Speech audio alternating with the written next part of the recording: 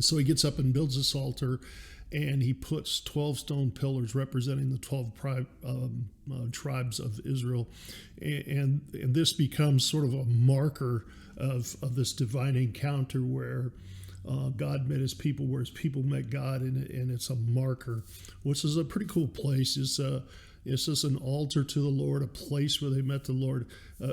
As these pillars were set up, they could say, these stand for the day and mark the day in which we stood before God and we heard what he said, and we agreed and said that, yes, I will do everything on that. You know, in each of our lives as believers, there should be this time or this day or season. Many people know the day, the time when their life was changed. And I know the time when I know exactly where I was when suddenly everything changed for me. My whole life changed, and never been the same since then.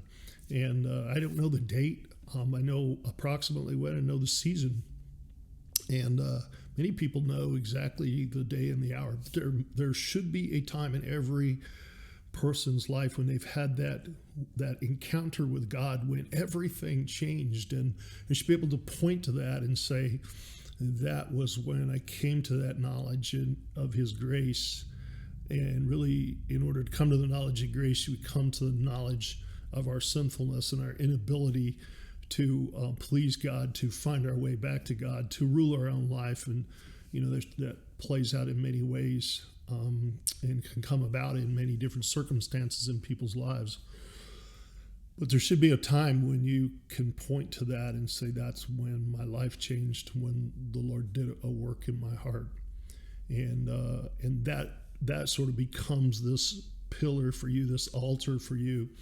And when we have sort of a faith crisis, when we have difficult things that we go through, we can always look back at that and say, yes, I don't feel the presence of the Lord. I feel like my prayers are bouncing off the ceiling. I don't understand why these things are going on in my life, but I know that my life was changed. I know, and I knew that day without a shadow of a doubt that the Lord loved me. He saved me. He bled and died for my sins, and I received that forgiveness, and my heart was forever changed, and my eternal destiny was changed. And so nothing can change that. You know, nothing can take that away. And so even though I'm going through maybe a faith crisis today or difficult time, I can always look back to that altar, to that stone pillar, as it were, to remember the day that I encountered the Lord.